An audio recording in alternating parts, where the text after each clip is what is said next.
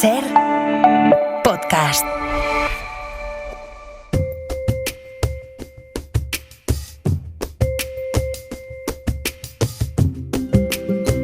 Hoy por Hoy Magazine.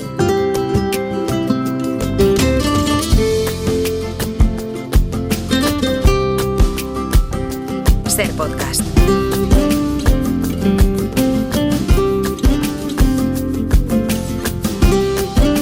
Es martes de Comando Norte, en un día donde me parece que los cielos no hacen honor a su fama. Nacho Carretero en Coruña, donde creo que luce un sol espléndido.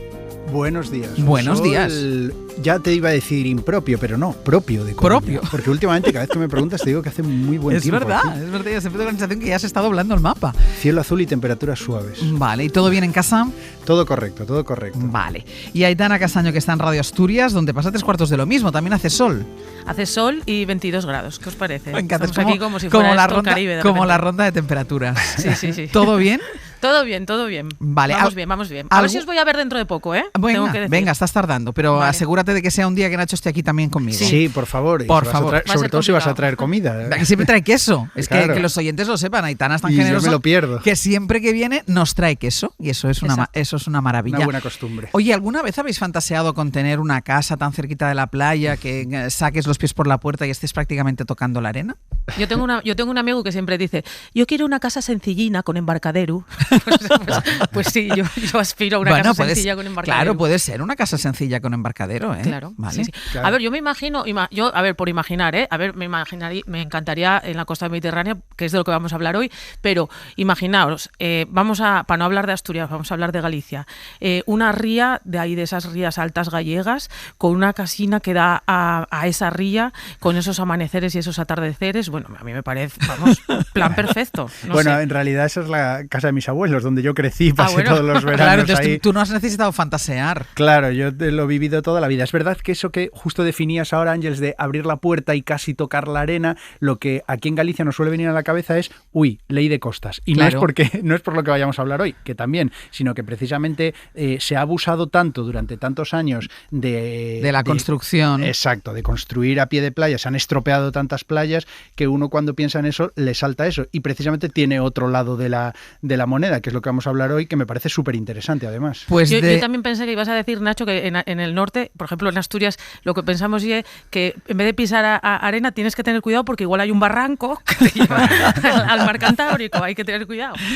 Vamos a hablar de costas hoy, ya lo avanzaban aquí mis compañeros, por eso les hacía yo la pregunta, de todas las costas, pero especialmente vamos a hablar de la costa mediterránea, porque si ustedes viven o veranean por allí, tal vez hayan notado que su playa, se ha hecho más estrecha. Cada vez hay menos arena en las playas, que tiene menos arena, que hay menos sitio para poner la toalla, que el mar se va comiendo poco a poco la playa. En la Comunidad Valenciana entre el 60 y el 70% de los arenales están desapareciendo y en muchas ocasiones eso llega a erosionar hasta las casas. Por ejemplo, la casa de los abuelos de Javier Cremades, al sur de Gandía, que hoy nos acompaña desde Radio Valencia. Javier, ¿qué tal? Buen día, buenos días. Hola, buen día, buenos días. Tu casa familiar en la playa de Belreguard está ahora debajo del mar, o sea, ¿se la comió el mar?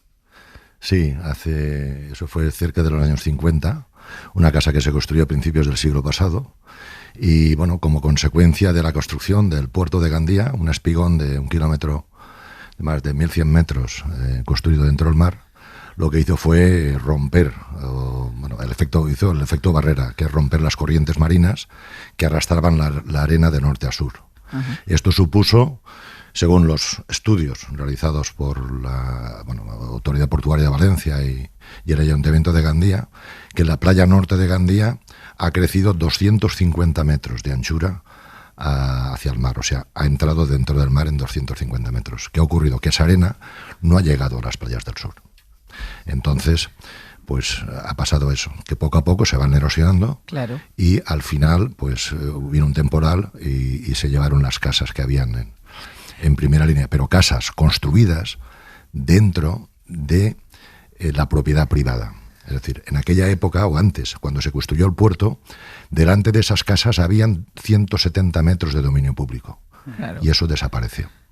Quiero decir, como habéis comentado que se ha abusado de la construcción pero y demás, ya hemos dicho que no era el caso, ¿eh? Bueno, no, pues claro, es que no. Quiero decirte que ese 60-70% de arenales que están desapareciendo es porque la arena ya no llega a las playas. Claro, cambia el paisaje y lo que antes sí que se respetaba a nivel de costa, ahora por el Claro, cambio de la erosión queda... Claro, puedes estar... Pero es que la arena y los limos que alimentaban las playas desde hace miles de años está siendo retenida en los embalses. España ha pasado de 50 embalses a mediados del siglo pasado a 1.250.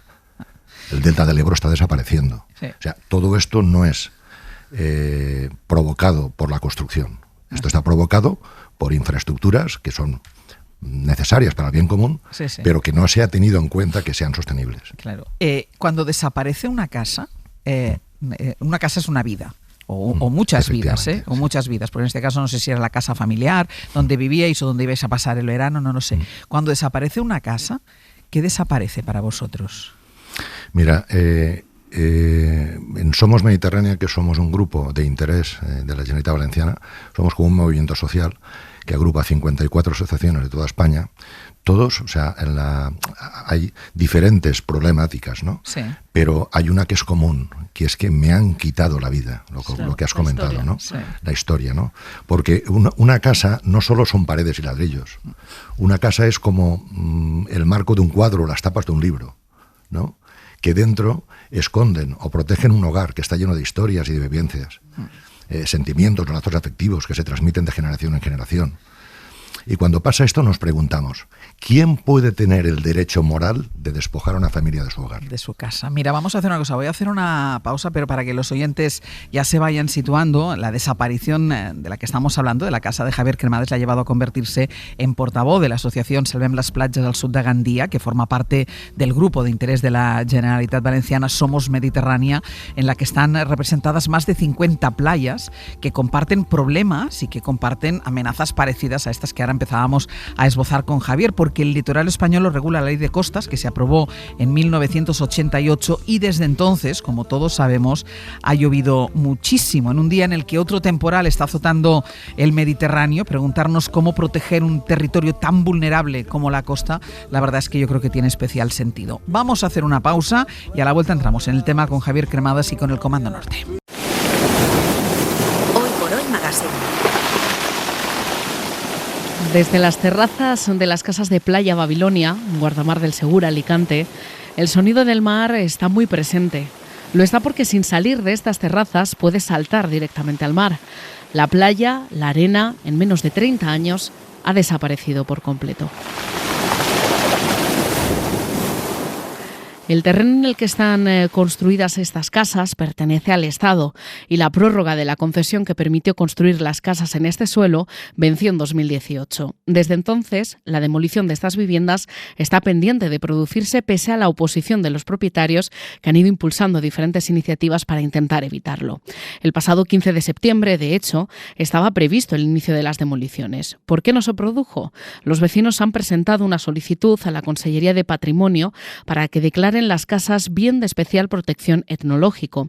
Hasta que no se resuelva el expediente, la autoridad autonómica ha parado el derribo, porque si finalmente se tomase la decisión de proteger esas casas a nivel patrimonial, la demolición supondría un daño irreparable. No obstante, Costas insiste en la demolición. Por ahora, como les contamos, se ha parado el derribo. Pero, ¿por qué se ha llegado a esta situación? En el canto de las olas encontré un rumor de luz. Ser podcast. Por un canto de gaviotas supe que allí estabas tú.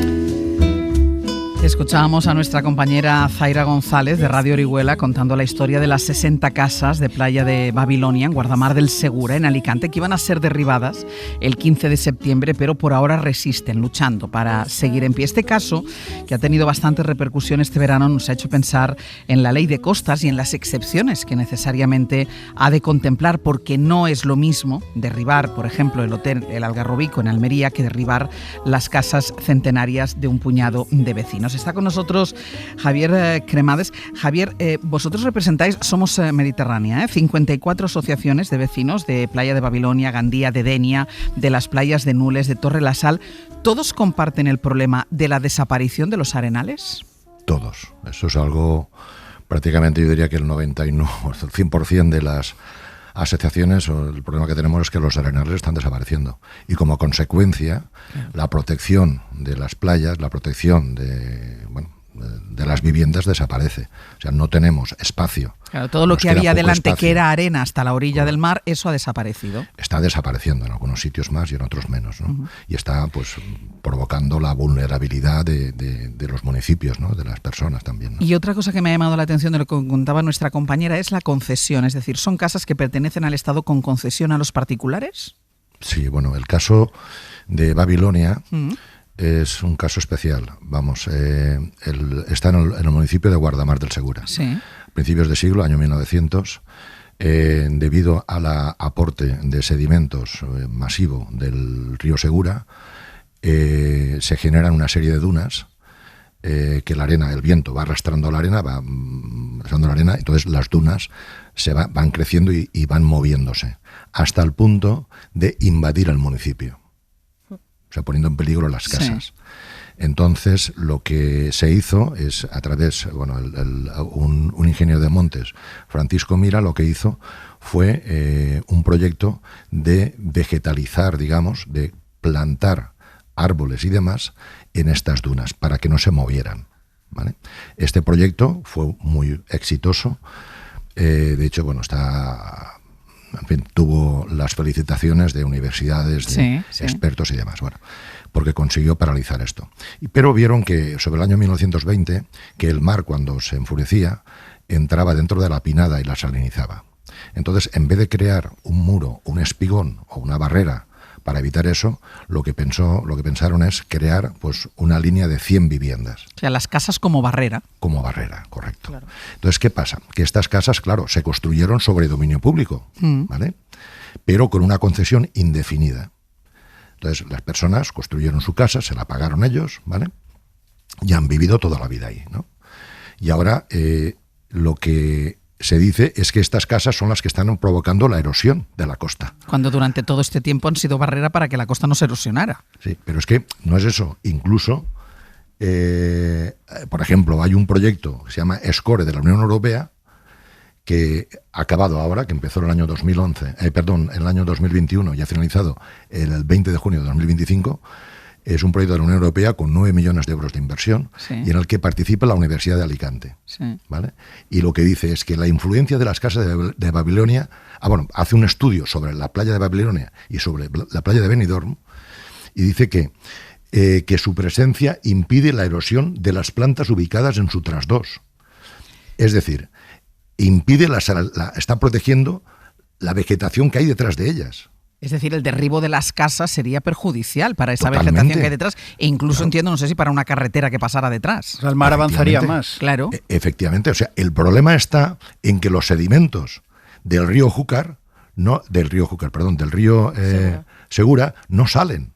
Entonces la playa se va erosionando. El problema es ese y eso está pasando en toda España. Lo que pasa es que, Javier, mira, tú decías antes, planteabas un proyecto de renaturalización que se hizo, que al final, se hicieron las casas delante, pero en esos sitios como, por ejemplo, la Tu Playa, donde ya no existen esas casas, ¿se plantea la posibilidad de que existan esos proyectos de renaturalización, que sea la naturaleza, no sé de qué manera, la que pueda frenar ese avance del mar? ¿O no es posible en esa zona del Mediterráneo? Sí, en todo el Mediterráneo. O sea, no lo decimos nosotros. No sé, por ejemplo, el departamento de la Universidad Politécnica de Valencia, de costas y playas, de puertos, habla existe ingeniería. O sea, no vamos a quitar los puertos y los embalses. Lo que sí que hay que hacer es traspasar esos sedimentos para que sean sostenibles. Y luego, aparte, hay ingeniería que permite, por ejemplo, el proyecto de la Unión Europea, SCORE, plantea una solución para la playa Babilonia, para las casas estas. O sea, no solamente es que hace el estudio, plantea una solución. O sea, soluciones hay en todos los sitios. Y Javier, lo que pasa es que no están ahí, hay proyectos que están ahí porque, vamos a ver, yo no sé el presupuesto que hay para las playas, me parece que son 60 millones de euros. Sin embargo, para incendios hay 1.000 millones. O sea, no hay presupuesto. Y los 1.000 millones para incendios parece que no son suficientes. O sea, Exacto, exacto. Sí. Yo quería preguntarte, Javier, ¿cuál es el estatus entonces de las casas? ¿Son oficialmente de los propietarios, pero no se pueden tocar, no se pueden reformar? ¿Son del Estado? ¿En qué situación se quedan estas casas? Bueno, el caso de Babilonia, lo que es el suelo es del Estado y la construcción de la vivienda es de las personas, ¿vale? Por eso les obligan a costear el derribo. ¿A los propietarios? Sí, los Encima. propietarios tienen que costear el derribo. O sea, tienes ¿vale? que tirar O sea, tu propia casa. Claro, pero es que cuando entramos en los derechos fundamentales y demás, ¿qué más da que sea una concesión o que sea un título de propiedad? Ya. Es mi vida que está ahí dentro. Claro. Generaciones y tras generaciones, ¿vale? Y no provocan ningún daño. ¿Entiendes? No provoca ningún daño. Bueno, más bien ¿Qué al contrario, necesidad? por lo que estás diciendo. No, claro, no. Y eso es, este informe ahora mismo es de la Unión Europea, publicado ahora. Porque, por ejemplo, en la casa, vuestra casa familiar que desapareció, que se la comió el mar, ¿vosotros ahí recibisteis algún tipo de indemnización o nada? ¿La perdisteis y se acabó? Se perdió. Y yo estoy hablando de la casa de mis abuelos, era la época franquista. Pero ahora pasa lo mismo. O sea, ahora el Estado sí adelanta el dominio público y te coge tu casa y te la introduce en dominio público. Tú tienes tu título de propiedad inscrito en el registro de la propiedad, tu escritura, has pagado tus impuestos y lo que hace el Estado es quitarte el título de la propiedad. Entonces, ellos dicen que te indemnizan dejándote estar ahí hasta 70 años. Pues tú dirás, bueno, te dejan 70 años. No, un momento. Ya. Me están pagando con un derecho que yo ya tengo. Claro. O sea, tú no me estás pagando. ¿Vale? Lo que ocurre es que hay una sentencia del año 91 y el gobierno, bueno, los diferentes gobiernos se acogen a esta sentencia. Pero es que hay otra del 2011 que dice que el propietario tendrá que decidir si cobra cómo cobra, si en especie o en dinero o lo que sea. O sea, que tumba la sentencia del año 91. Porque claro, es que, a ver, que alguien me explique a mí cómo me pagan con un derecho a vivir que yo ya tengo. Y además limitado. Claro. En el tiempo, sí. Aitana, ¿qué querías preguntar? No, yo es que decía que, porque estos días, Eva Cruz nos fue mandando información sobre el caso de Javier y nos enseñó una foto que sale una tía de Javier, creo que que sale, se ve el mar lejos de su casa, de la casa familiar, como a 80, 100 metros debe estar más o menos. Entonces, a mí me llama mucho la atención, creo que me produce hasta un poco de congoja pensar cómo se fue perdiendo el Arenal. Exacto, cómo fueron viendo venir y cómo fue esa marcha de esa casa, cómo lo vivieron ellos. Fue de un día para otro, tuvieron, no sé si les dio tiempo, porque fue en pocas décadas, ¿no? Cómo comió el mar esa Arenal. Sí, bueno, la fotografía que habéis visto es del año 1941. Que es preciosa además esa foto. Es del año 1941. Y en el 47 es cuando viene un temporal y se llevan las casas, ¿vale? A veces hay temporales tremendos, como ha pasado con la Dana del año pasado en Valencia, o sea, cosas excepcionales, ¿no? Que la suerte fue que era en invierno, no había nadie allí, ¿vale? Entonces, desaparecieron las viviendas. El mar avanzó y se quedó, pues, a la altura, cuando retrocedió el mar, cuando se sentó todo, estaba a unos 20 metros de las viviendas. Ahora actualmente están dentro del mar. Y cuando depende de los años, ves los cimientos de todas esas viviendas. Que os mandé las fotografías. Es que, ojo con el Mediterráneo, decimos el Cantábrico, el Mediterráneo que parece que no, y mira. Pero hay una cosa que me parece importante, y estaba hablando mucho de los sedimentos y de los embalses, Javier, porque es verdad que sí que hablamos del cambio climático que existe y que está, y que sube el nivel del mar. Claro que sube el nivel del mar, pero claro, hay una parte de trabajo humano que contribuye a esto, y por lo que tú dices, claro, todo lo que se hace de canalización artificial de los ríos, o de encauce artificial de los ríos, pasa que hay como una segunda parte de la obra que no se ha hecho. Es decir, la primera parte en el encauce artificial bien, pero claro, se han olvidado de los efectos que esto tiene. Claro. Y se lavan las manos. Se lavan las manos. Claro, es como si no estuviera la obra terminada. Claro. O sea, el cambio climático está ahí, es otra amenaza. Entonces, si seguimos desprotegiendo, somos totalmente vulnerables al cambio climático. Pero es que el problema, digamos, no es el cambio climático, que lo es, Que ¿no? también, claro. Pero que si no hubiera ocurrido, o sea, si, por ejemplo, en Holanda, en Inglaterra, si se pierde 1 metro de línea de costa, de ribera del mar, se tiene que reponer, se tiene que solucionar. Aquí no. Aquí el mar avanza, pues las playas al norte, por ejemplo, Valencia, Sagunto, no sé, muchos que tienen el puerto, la playa que está al norte de las, o aguas arriba de las corrientes va creciendo y las de abajo van erosionando. Mira, cuando vino el Gloria, las playas estas que están al sur de Gandía, el mar destrozó el paseo marítimo. Pues bueno, vino Costas, o sea, demarcación de costas, o la Dirección General de la Costa y el Mar, que es del Miteco, y lo que hizo fue acabar de destruir espacios del paseo marítimo, y lo que no retranqueaba lo tuvo que pagar al ayuntamiento. Y esto es por 4ª vez ya. Claro. O sea, tú me destrozas a mí y encima me tengo que pagar yo el destrozo. Y además me quitas espacio. Claro. Y O sea, si vas subiendo la costa hacia arriba, yo conozco bien, por ejemplo, la costa del Maresma, que es la costa del norte de Barcelona, que está pasando exactamente esto. Ahí no hay casas tan cerca, pero hay la primera línea de tren que se construyó, que es la que une Barcelona con Mataró, y que está teniendo serios problemas ya, porque antes tú ibas en el tren y a tu derecha, si ibas hacia Mataró, tenías playas y arenales largos, y ahora a tu derecha tienes unas rocas que caen directamente al agua. Es decir, que está pasando en todo ese litoral. Es que parece como que a lo mejor es una visión un poco reduccionista, pero como que el Estado acometió unas obras, unas infraestructuras que por supuesto son necesarias, no tuvo en cuenta las consecuencias, y cuando ocurrieron no las asumió o no se hizo cargo de ellas, los dejó un poco ahí como, bueno, pues lo siento, ahora hay que derribar eso. Sí, pero es que fíjate, cuando la Constitución, el dominio público, el mandato que tiene el Estado o la administración del Estado es proteger y mantener las características del dominio público.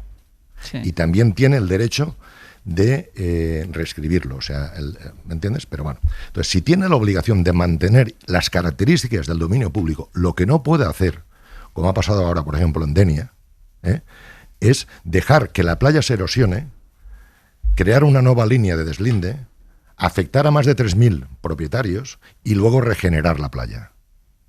Ya, o sea, eso es así. ¿Y la ley de costas no da ninguna solución a esto? No, vamos a ver. La ley de costas ya en 2014, bueno, en 2009 hubo una asociación de afectados por la ley de costas que llevó la queja al Parlamento Europeo, ¿vale?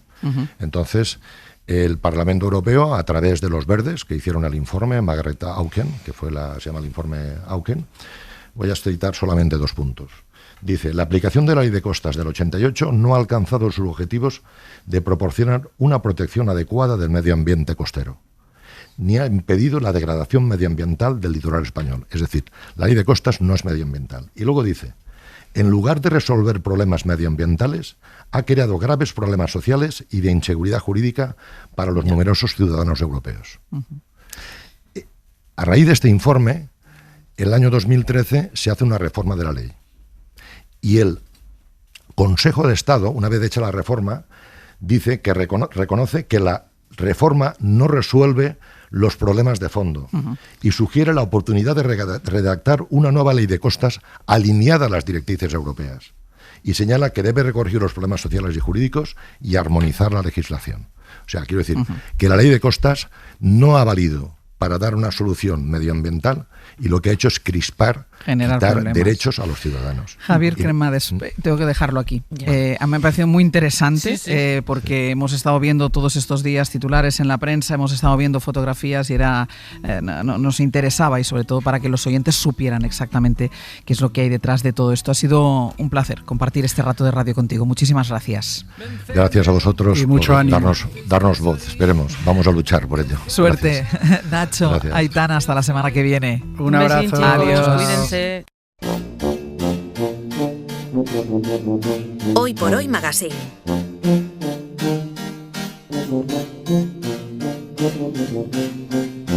Ser podcast.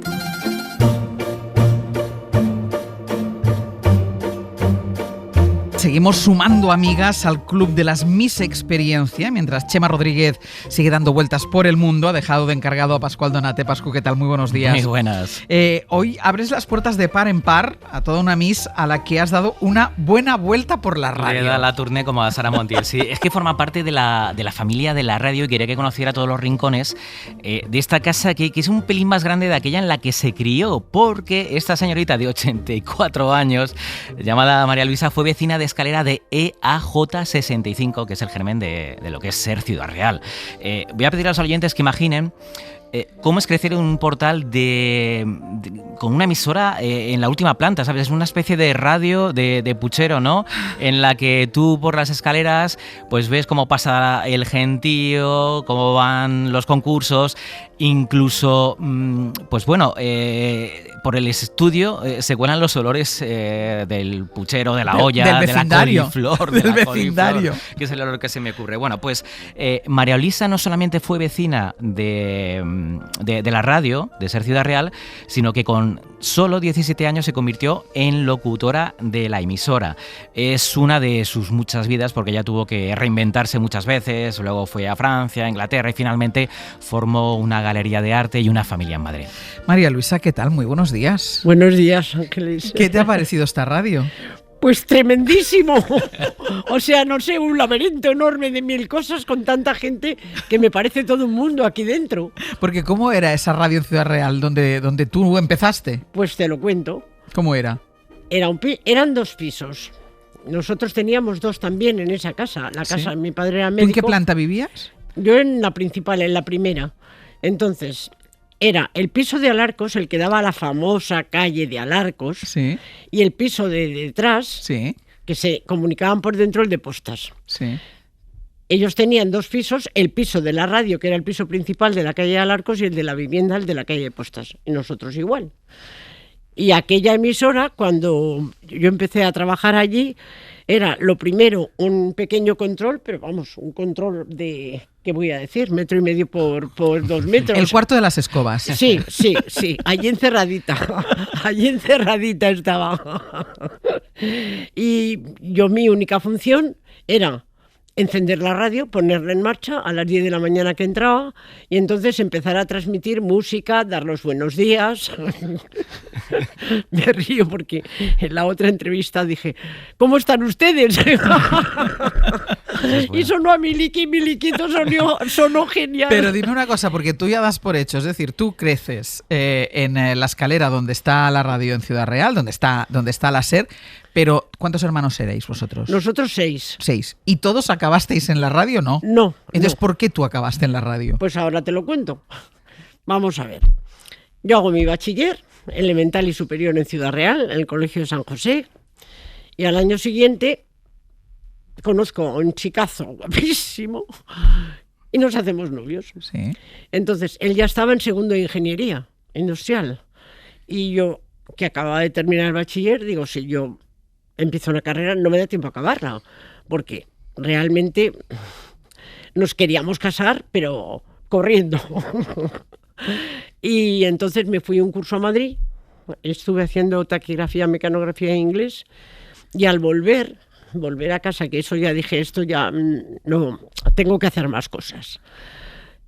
Pues me encuentro a Pepe, el novio de la hija de los dueños de Radio Ciudad Real, sí, que yo le conocía mucho, y le digo, Pepe, me tienes que ayudar. Tengo que estar ocupada, no sé guardar ausencias, tengo que estar haciendo lo que sea, o yo no sé, me voy a dar contra las paredes. Y dice, pues mira, ahora mismo Paco y Elsa, que eran los propietarios, que por cierto eran íntimos amigos de mis padres, vivíamos en la misma escalera, y están buscando una locutora. Y digo, ¿pero qué me dices? Allá que voy. Para mí, Radio Ciudad Real era casi mi casa, porque era mi casa realmente. Y entonces, pero era ya tarde, eran pues eso, 8:30 o 9 de la noche, una hora poco prudente y poco discreta para ir a un sitio a decir, oye, que quiero ser yo la locutora. Que quiero ser la locutora, por favor. Y llego a casa y para avisar en casa por si se me prolongaba y no se podía llegar tarde en la comida ni en la cena jamás en aquella época. Y digo, mami, que voy un momento a hacer un recadín y ahora vengo. Y salgo disparada para arriba, a subir los 2 pisos que me faltaban. Y me abre Paco. Y me abre y me dice, hola, Pollito. Me llamaban Pollito de pequeña porque andaba a saltitos.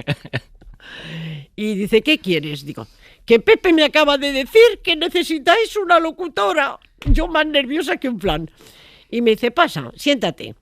Me siento en una silla y viene, estoy oyendo mi teléfono o un teléfono. Bueno, da igual, no se oye mucho. Bueno, debe ser el tuyo. Ya lo ha cortado. Me siento y me da un periódico y me dice, lee. Y yo pues leo. Y me deja leer un ratín, pequeño relativamente, y me dice, ya eres locutora.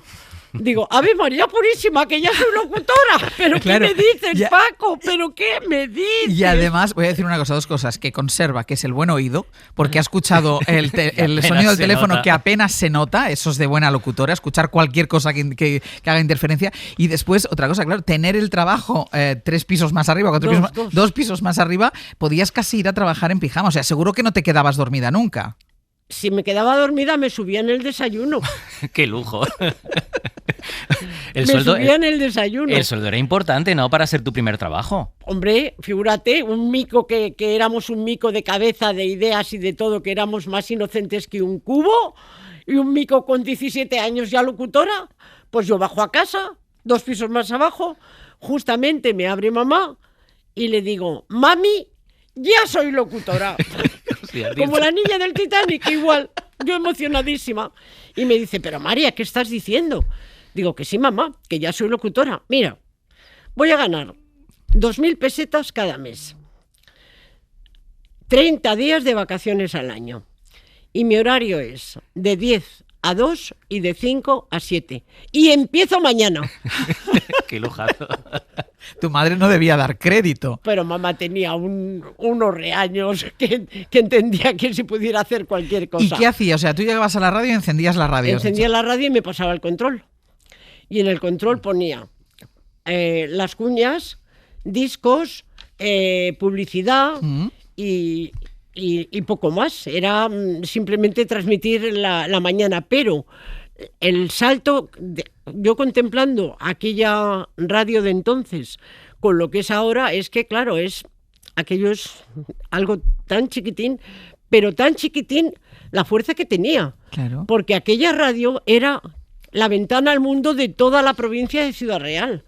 Todo lo que pasaba en España, que se transmitía, claro, por el diario hablado, que también nos conectábamos a las 2:30 con Radio Nacional de España, todo lo que se transmitía era la única ventana al mundo de toda la gente que estaba en España, y era una casa común. Ese cuartito de las escobas, prácticamente. Exactamente, desde el cuartín de las escobas se transmitía a toda España. ¿Y por qué duró 4 años que estuviste tú en la radio? Casi cinco. ¿Qué pasó? ¿Qué hiciste después?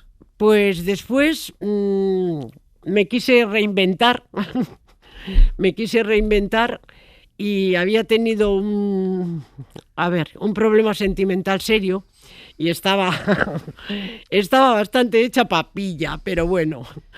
Y una amiga mía me escribió ese año una carta en Navidad para felicitarme, una amiga francesa, y me dijo que quería venir a España en agosto. Uh-huh. Y yo le dije, mamá, ¿podemos invitar a Martín? Dice, sí, María, sí, hay casa de sobra. Bueno, vino la francesa. Y ella me invitó a mí, en reciprocidad, 15 días solo a su casa en Maison Lafitte. Y bueno, pues le dije que sí, pero no tenía claro yo lo de irme a Francia, con lo triste que estaba. ¿Para qué? ¿Y qué hago yo allí? ¿Qué pinto allí sola? Martín era hôtesse de Air France, ¿sí? Azafata de Air France en París. ¿Y qué pinto yo allí? De pronto me paro en seco y digo, a ver, María, serénate, respira, tranquila. ¿Qué pintas tú en Francia? Pues quédate en Francia, aprendes inglés y das un giro de 100 grados a tu vida. Claro, si estabas pasando un mal momento, es la mejor manera. Mal momento. Claro, es la mejor manera de... Entonces yo salto al vacío. Mi padre, como era médico, tenía una revista que se llamaba Medicamenta. Entonces yo llamé a redacción para ver si esa revista se editaba en Francia y yo podía poner un anuncio buscando un trabajo de au pair, que tampoco sabía lo que era la au pair. Pero bueno. Pero era una solución para hacer lo que intentaba hacer y no crear gastos en casa. Con lo cual escribí a la revista, me dijeron que sí. Mi profesora de francés me editó un anuncio y me llegaron 3 cartas. Me contestaron 3 personas. 2 más cerca de París y una en Reims, que era la más lejos, pero la carta de Reims, la familia, él era médico. Y yo buscaba eso, por eso lo puse un anuncio en una revista médica, me daba mi confianza. Claro. Yo, un mico, bueno, ya tenía entonces 21. Sí, pero estamos hablando de hace muchos años, María Luisa. Pero claro, era viviendo en Ciudad Real, que el mundo es más pequeño que en una gran ciudad, saltar al vacío sin querer gastar un céntimo, yo sola, sin conocer a nadie, era un poco mi agarradero. Y luego la vida, entras de au pair, entiendo, en esta casa. Y luego la vida, ¿por dónde te fue llevando? Porque claro, con esa capacidad tuya de improvisar, decir, esto, voy a probarlo. ¿Hacia dónde te lleva la vida? Pues verás, volví de Reims, que fue una experiencia maravillosa y verdaderamente tranquilizó mi alma. Y eso era el objetivo, tranquilizar mi alma y poder seguir funcionando en la vida. Y al volver de Francia me dice mi madre, María, van a convocar unas elecciones de archivos, bibliotecas y museos que hace muchísimo que no se convocan. Sería una oportunidad porque son para universitarios, pero tú con el bachiller superior puedes acceder. También. Así que el curso siguiente de Reims pasé a la casa de mis abuelos en Madrid a preparar como una burra, porque es que era una burra estudiando aquellas dichosas oposiciones. ¿Y las aprobaste? Empecé a estudiar a primeros de septiembre. Y el último examen, el cuarto y último, que llegué hasta el final, era como el 8 o el 10 de julio. Y en el último, que era el oral, pues me catean. Uy. Y casi le cuesta la salud, ¿eh? Y eso que te vuelves a hacer POF otra vez. Pero no, yo no me lo esperaba porque no había hecho otra cosa nada más que estudiar, ni amigas, ni cines, ni salida, estudiar como loca. Pero yo decía, tengo que sacarlo. Si era una fuerza dentro de mí que me obligaba a hacer eso. Y entonces digo, bueno, pues, y le dije, mira, mamá, ni te preocupes porque me lo sé. Es que me lo sé, no necesito ni irme a Madrid a estudiar, si es que me lo sé, solo tengo que repasar. Pero como había estado tomando sin patinas, tomando café, fumando como un carretero, me había quedado hecho una pena marinera. Claro, y luego, María Luisa, también tuviste el revés, ¿no? Cuando intentaste entrar de azafata en Iberia. Por edad, la echaron atrás por la edad. Porque tenía 26 años. Sí. ¿Cuántos años tenías? Acababa de cumplir los 26. ¿Y ya eras vieja? Ya era vieja. La posibilidad de acceder al examen de azafata era hasta los 25 inclusive. Bueno, pues si quieres seguimos en las oposiciones. Y le digo a mamá que las vuelvo a hacer. Dice, no, María, no. Yo no me juego una hija, ni la salud de una hija por esa oposición, ni por ninguna. Tú haz lo que quieras, pero repetirlas jugándote tu salud, no. Lo ha dicho el Papa. Si mamá lo decía, eso ya no se hacía. Pero fuiste luego encontrando trabajo siempre. Te has mantenido activa siempre, siempre has trabajado. Después de las oposiciones, gracias a Pepe, me dijo que en Ciudad Real estaban los representantes de Coes Vega de Coca-Cola, sí, porque se iniciaba en Ciudad Real el primer concurso nacional a escala nacional de redacción en cuarto de bachiller y se le daban unos premios y unos viajes fantásticos. Y ya se había iniciado en toda España. Y entonces en Ciudad Real lo querían hacer. Me pasé todo el curso visitando todos los centros que tenían enseñanza media. Y una persona tan activa como tú, con esa capacidad de improvisación, con esa capacidad de reponerte a los baches y a los reveses, que también los has tenido, aunque tengas esa capacidad, ahora ya, una vez jubilada y todo eso, ¿qué haces? Pues verás, lo primero que hice cuando me jubilé es pensar lo mismo que había sido la guía de mi vida. Tengo que hacer algo.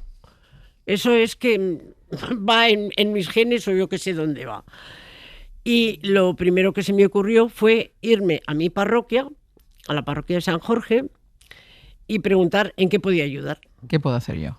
¿Qué puedo hacer yo? Y entonces he estado como unos 16 años o así ayudando en Cáritas, que es una labor que con esa edad te llena el alma.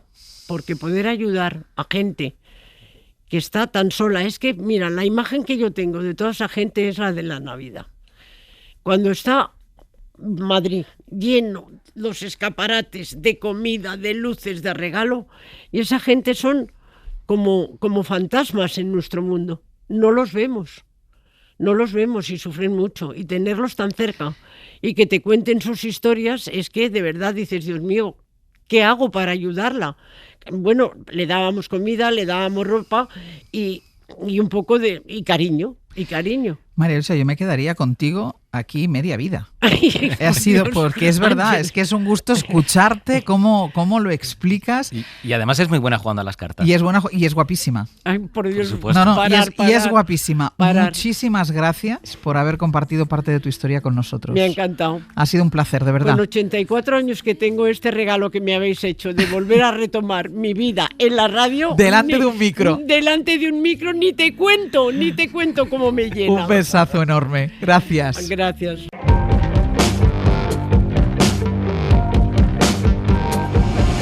Sobre un cajón de pólvora duermo cerca de tu mirada y este olor a combate es la brisa fresca de tu mañana. Ya me da igual si la tierra es plana, si arden los bosques o si hierve. Encarando la recta final de este Hoy por Hoy, nos queda todavía un poquito más de una hora, pero es el momento que utilizamos todos los días para repasar lo que llevamos ya a cuestas, lo que llevamos en la mochila. Iñaki Pascualena, buenos días. Hola, ¿qué tal? Buenos días. Por si alguien se lo ha perdido y por si ponemos el caramelito en la boca para que vayan a buscar claro, el podcast. En el podcast está todo, así que si te parece empezamos con el tramo de las emisoras de las 7 y 10, que siempre es muy divertido, nos cuentan los compañeros hay historias locas divertidísimas, y empezamos con la que nos ha contado Elena Carazo, de Radio Sevilla, que nos ha contado la historia de Mario Sanz, el último farero del Cabo de Gata. Más de 30 años en Mesa Roldán, en el Parque Natural de Cabo de Gata, Níjar, ya es uno más entre sus vecinos. Llegué pues porque mi pareja siempre quería ir al mar. Estaba leyendo el periódico y había un anuncio de la academia que preparaba para faros y le dije de broma, como tengas suerte te vas a hartar de faros. Fíjate, aprobó de 2 fareros que había por faro a 1 para atender de 3 a 4 faros. Ya ves, quiero ir al mar, pues me voy a hacer farero. Además hay que ir allí para ver el museo que está preparando Mario, que tiene más de 3.000 cosas, ha dicho Elena. Bueno, pues eso, preparando un museo del faro. Así que nada, vamos, si te parece, también con el abierto, que ha sido un poco complicado, un inicio accidentado. Sí, porque no han llegado. Estabas aquí un poco sola. Pero claro, no han llegado los tertulianos a la hora que tienen que llegar. Claro, parecía que no iba a haber abierto, pero al final ha habido abierto y hemos analizado, pues como siempre, toda la actualidad, entre ello, pues la firma del documento de esta supuesta paz, con muchas comillas, con muchos flecos sueltos, que firmaron Netanyahu y Trump para Gaza. Hemos hablado con Ignacio Álvarez Osorio, que es catedrático de Estudios Álvarez. Joder, árabes.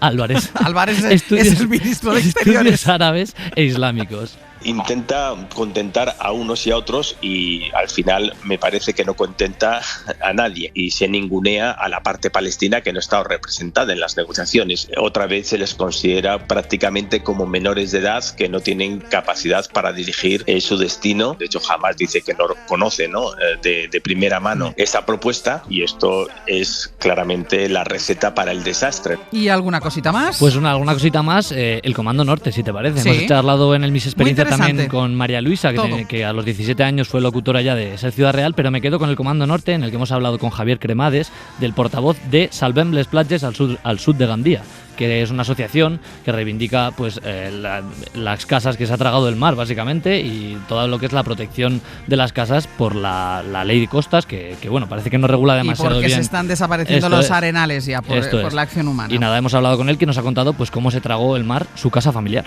La suerte fue que era en invierno, no había nadie allí. Entonces desaparecieron las viviendas. Cuando retrocedió el mar, cuando se sentó todo, estaba a unos 20 metros de las viviendas. Ahora actualmente están dentro del mar. Una casa es como el marco de un cuadro, las tapas de un libro, que dentro esconden o protegen un hogar que está lleno de historias y de vivencias, sentimientos, lazos afectivos que se transmiten de generación en generación. Y cuando pasa esto nos preguntamos, ¿quién puede tener el derecho moral de despojar a una familia de su hogar?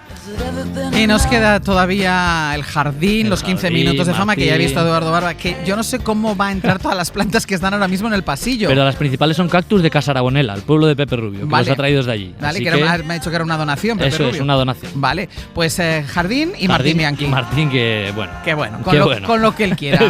Él elige el menú. Venga, hasta luego. Hasta luego. Hoy por Hoy Magazine.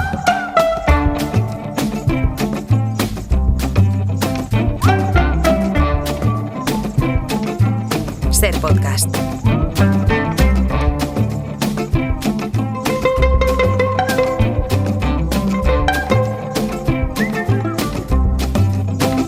You know you better stop making your apology.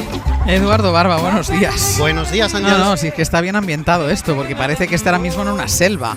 Bueno, yo creo que hoy más que selva es un desierto, ¿eh? Bueno, entre las dos cosas. Zonas semidesérticas. Zonas semidesérticas. Estamos ahí en la frontera, un poco entre uno... Oye, ¿esa de ahí? Uy, ahora me cuentas. Primero, 900-100-800. Ya saben que es el teléfono que pueden marcar si quieren hacer una consulta a Eduardo Barba sobre cualquier tipo de planta, de flor que tengan en casa, que se les ha puesto pocha, que no saben cómo podarla, que no saben qué hacer. 900... ¿Qué me estás señalando esa? Estoy señalándote ahora mismo una de las plantas que han llegado a nuestro hospital. Aquí nos ocurre una cosa muy curiosa en la terraza y en los pasillos de la radio, que es que de repente vienes un día, y aparecen una mañana, plantas. Y aparecen plantas. Normalmente son, hay que decir, plantas que no están en muy buen estado. Son plantas que esperan el milagro. Exacto, están un poco desahuciadas. De hecho, pues se les ha expulsado de casa, como este lecho que ves sobre la mesa. Está totalmente seco. Para quien no nos esté viendo por streaming, que sois la mayoría, pues tenemos sobre la mesa del estudio un helecho espada, un nefrolepis, que tiene absolutamente todas las frondas, están totalmente secas, menos 2 o 3 que están todavía un poco verdes. Entonces, alguien amablemente lo ha dejado en la terraza. Pero es un anónimo. Anónimo, sí. A mí me encanta porque son como retos. Entonces, bueno, pues ahora lo que vamos a hacer va a ser proceder a salvarlo. Hay vida, hay esperanza. Entonces, lo que haré hoy será cortar todo lo que está seco y vamos a darle buen cariño y buen amor y a ver si rebrota este helecho Pero espada. Mira, yo voy a hacer una cosa. Es anónimo, pero esto es una radio. Entonces, yo quiero que se manifieste la persona que ha dejado el helecho. O sea, ¿qué es esto de dejar ahí un helecho? Porque a ver si ahora va a ser que tú lo vas a revivir y se lo va a volver a llevar. Mira, no. Bueno, esto es como cuando se dejaban antiguamente esos bebés a la puerta de alguien y dices, bueno, cuídalo tú. Pues esto es un poco así, ¿no? Esto es un poco con las plantas. ¿Tú crees que este helecho tiene solución? Sí, yo creo que sí. Vamos a hacer una apuesta fuerte por él y yo creo que hay un 95% de posibilidades de que rebrote y de que se ponga ¿En cuánto feliz. tiempo lo podemos ver esto? En un par de meses ya empezaremos a ver resultados, así que vamos a hablar de este Recordémoslo, exacto. Sí, recordémoslo. Le haremos una foto del antes y del después, que eso siempre es interesante ver el antes y el después. Insisto, si es un compañero, bueno, no, tiene que ser un compañero de la radio, quien lo ha dejado en la radio. No creo que venga una visita a una entrevista y venga a dejar. Aproveche para dejar la planta. Si es un compañero de la radio, que seguro que es, por favor, que se manifieste, que yo quiero saber quién ha dejado este helecho. Bueno, decíamos que hoy parecía medio un desierto, medio una selva, porque ha entrado Eduardo Barba con todo de macetas, no sé si hay 20 o más de 20 macetas pequeñitas con cactus, pero es muy curioso, porque hay algunas que pinchan mucho y se ve, sin necesidad de acercarse, se ve, pero luego hay otras que no tienen espinas y ahora nos iremos deteniendo en unas y en otras. Pero primero, ¿cómo han llegado esos cactus a la radio? Bueno, pues han llegado a través de Pepe Rubio, redactor de renombre del Hoy por Hoy, que no necesita presentación alguna. No, conocido en el mundo entero. Exacto, sobre todo en Casarabonela, que es un nombre de pueblo que a mí pues todavía me trastabilla un poco. Casarabonela tiene una cosa que, además de ser el entorno de la infancia de Pepe, pues también tiene el Jardín Botánico Mora y Brabard, que es donde pues Pepe estuvo hace un mes, y gracias a sus fundadores y gracias a esta institución, a este Museo del Cactus, como también se conoce a este lugar, pues hemos recibido la donación donación de esta importante colección de cactus y de otras plantas suculentas. Y bueno, pues desde aquí pues también mencionamos ya de paso esa visita imprescindible también a este Museo del Cactus en Casarabonela, que bueno, pues merece también pues dedicarle una mañanita como mínimo. Pues gracias al Jardín Botánico Mora y Bravar por el obsequio, por estos cactus que vamos a cuidar. No se pueden imaginar cómo los vamos a cuidar. Vamos poquito a poco, porque ¿podemos llamar cactus a todos, a pesar de que hay algunos que no tienen pinchos? Bueno, pues efectivamente, no todas son cactus, ¿no? Esta donación tan maravillosa de este proyecto precioso surgido del amor entre dos personas, pues tenemos una gran variedad de especies. Y es verdad que siempre asociamos a que los cactus tienen que estar llenitos de espinas, sí. Pero bueno, pues hay algunos que no tienen por qué tener esas espinas, ¿no? De este vamos a hablar luego, de hecho. Hay muchos cactus que son inermes. ¿Qué significa inerme? Pues que están sin armas, están totalmente despojados de esas espinas. Para que una planta se le considere un cactus, pues a mis alumnos y siempre les llama mucho la atención, pero ¿esto de verdad es un cactus? Digo sí, porque pertenece a la familia Cactáceas, la familia Cactaceae, y tiene que tener una estructura que es única dentro del reino de las plantas, que es la areola. ¿Qué es una areola? Que coincide con eso, con los mamíferos, ¿no? Pues es esta estructura, es esta yema especializada que tienen los cactus, sí. Es el puntito del que surgen espinas, si es que tiene que tenerlas, o no, y también normalmente es la yema especializada que genera el ¿qué? Flores. Es la yema especializada, esta areola, que también va a producir tallos nuevos, por ejemplo, va a activar la formación de un tallo nuevo en el caso de que el cactus tenga tallos secundarios.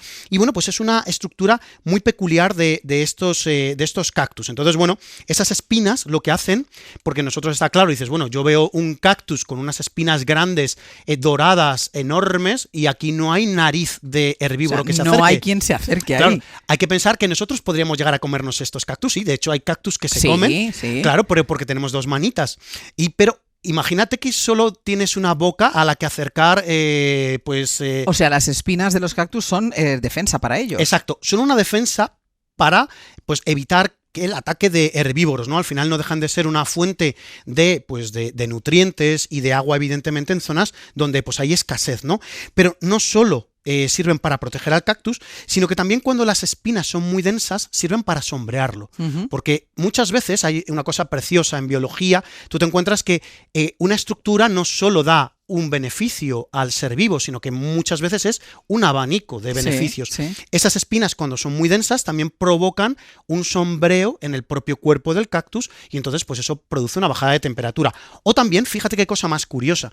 Por ejemplo, yo que tengo aquí una mamilaria, de la que luego podemos hablar, esta mamilaria es un cactus que, bueno, pues se puede enseguida quedar enganchada con sus espinas a el pelaje de un ratoncillo o de cualquier otro mamífero, y entonces se engancha a ese animal y va a propagarse, ese trocito de cactus se va a quedar enganchado al animal y va a pues caer. Como unas yemitas pequeñitas con unos pinchos que pinchan muy poco, pero lo suficiente como son de aquellos típicos que nos quedarían enganchados al jersey, por ejemplo. Bueno, hay algunos cactus, hay algunos géneros de cactus que tienen unas espinas en forma de gancho. Y esas ya, bueno, eso es el infierno. Yo he tenido de esos, porque yo de pequeño, yo tenía una gran colección de cactus cuando era pequeño y adolescente. Hay gente que dice que los cactus traen mala suerte. Bueno, ya sabes, esto es lo de siempre. ¿Sí? Yo siempre recuerdo cosas, ya sabes que las supersticiones, pues bueno, están hechas para creérselas. Y bueno, pues si no te las crees, pues a lo mejor la vida te va genial. Yo creo que vives un poco mejor si no te las crees. Sí, también. Háblanos de algunos de los cactus que nos ha traído, porque son muy diferentes todos, hay algunos muy peculiares en la forma. Sí, bueno, pues mira, vamos a comenzar por estos de aquí, porque aquí tengo los astrofitos. Astrofitos. Sí, mira, los astrofitos tienen una peculiaridad, que es que tienen una estructura que, si te fijas, bueno, aquí tenemos dos especies. Estos son Astrophytum capricorne, y este es el Astrophytum myriostigma. Uno tiene pinchos y el otro no. Uno tiene pinchos y otro no. Aquí es donde veríamos claramente cómo estas areolas, que también las tiene, no tienen esa Pero necesidad. no han producido porque no tienen pinchos, o sea, es una especie que no tiene pinchos. Es inerme. Esta sería una de esas especies que sería inerme. Él ya tiene otras maneras de defenderse, ¿no? Normalmente, un cactus, igual que otras muchas plantas, su savia pues genera unos principios activos que no son recomendables para comer. Una pregunta, hay algunos que están en una maceta, todos son pequeñas, sí, pero algunos en una maceta muy, muy pequeña. Sí. ¿Crecerán más? ¿Habrá que sacarlos de aquí? Bueno, siempre la raíz, nosotros en jardinería, yo tenía un profesor maravilloso, Benito Cotarello,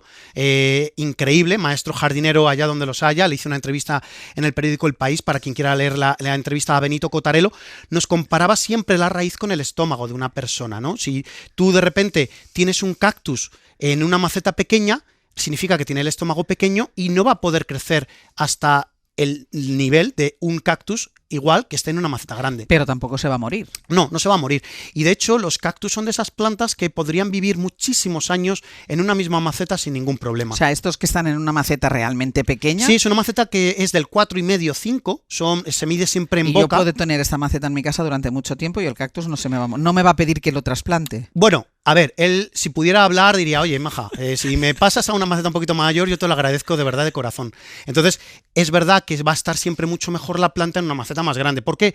Porque va a poder tener mayor superficie radicular y al tener más raíz va a poder estar más sana y más fuerte. Entonces eso siempre va en consonancia. Y otra pregunta, y luego ya vamos con los diferentes tipos. Yo siempre tengo el problema de los cactus que los riego demasiado.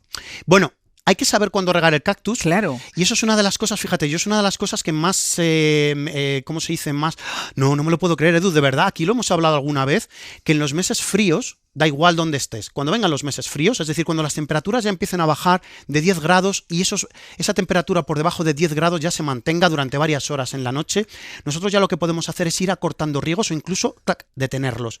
Pero siempre que lo tengamos en exterior.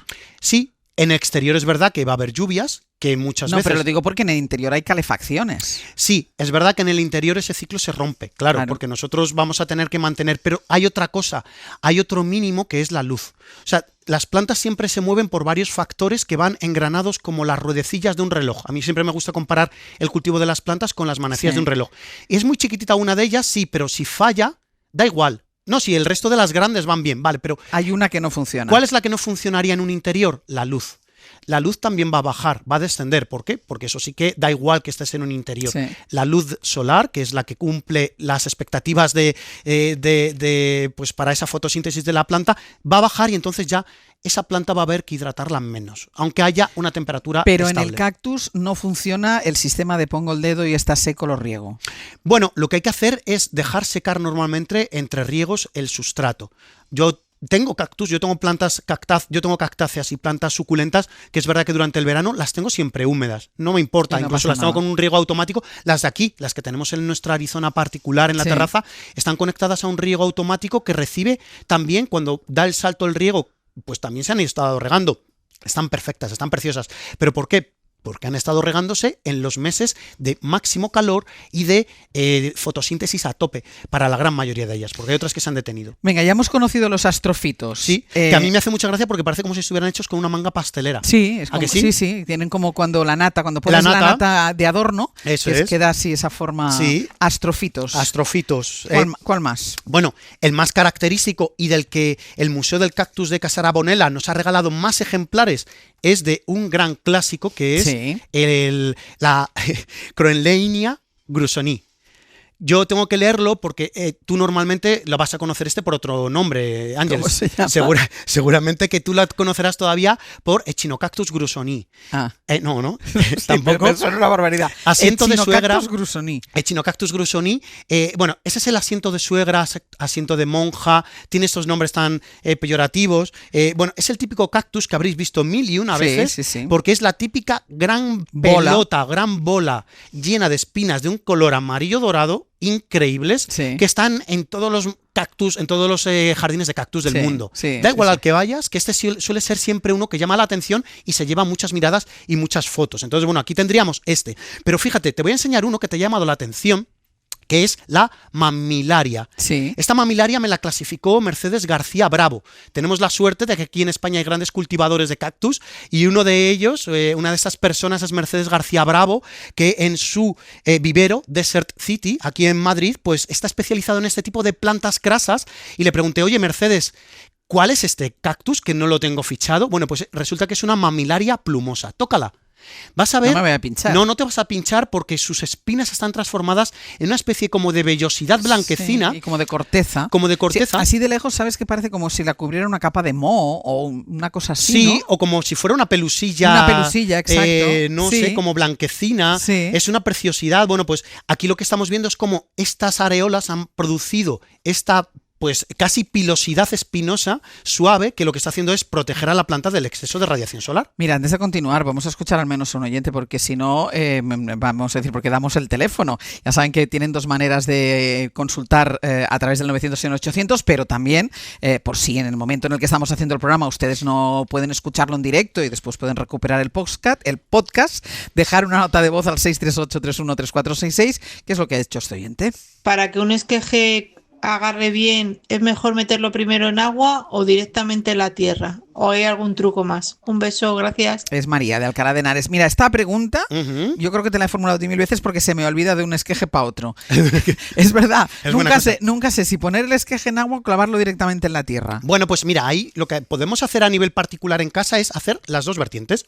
Si tenemos planta suficiente, puedo meter una en tierra, en un sustrato, y otra en agua y ver cuál es la diferencia.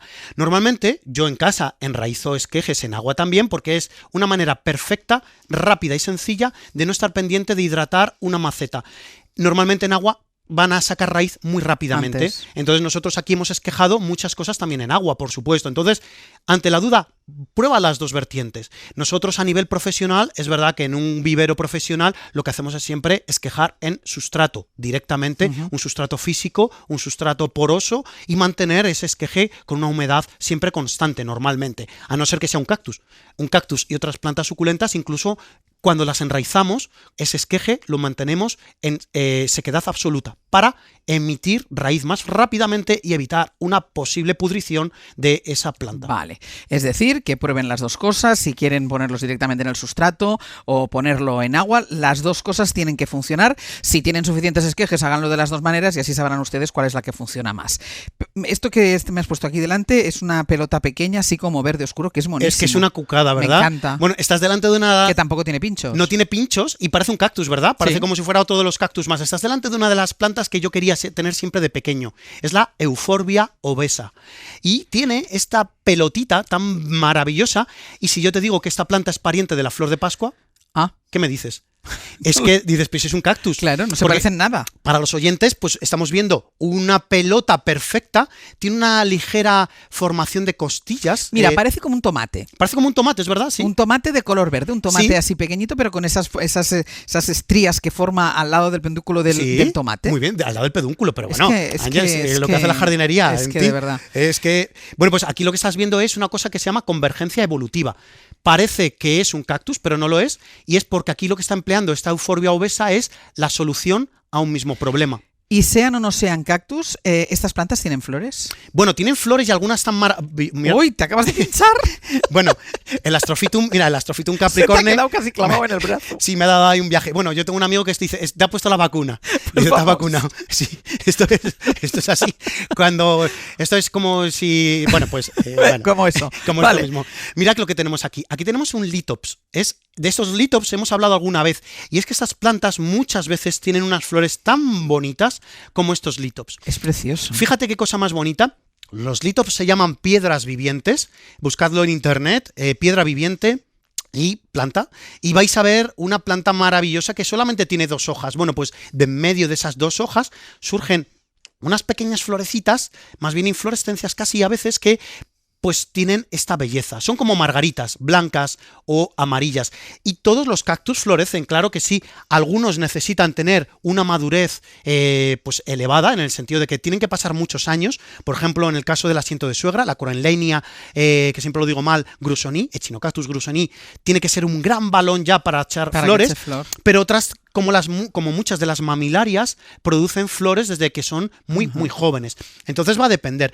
Es verdad que son flores que duran muchas veces poquito, se abren al atardecer, duran toda la noche y a la mañana siguiente, a medida que avanza el sol, se van, pero es una belleza absoluta porque estos cactus muchas veces tienen flores increíbles. Así que agradecemos a el Museo del Cactus de Casarabonela, a Pepe Rubio, que nos hayan traído esta donación y bueno, pues vamos a aumentar nuestra producción. Vamos, ahora ya estamos, esa parte de la terraza ya será un desierto absoluto. Vamos a colonizar la de arriba. Que voy a pedir disculpas a los oyentes, que he dado el teléfono, pero claro, había tanto cactus que no nos ha dado tiempo a escuchar. Nos hemos enredado ya, con tanto pero pincho. La semana que viene hay más, o sea que no hay ningún problema. Eso es. Hasta la semana que viene. Un beso.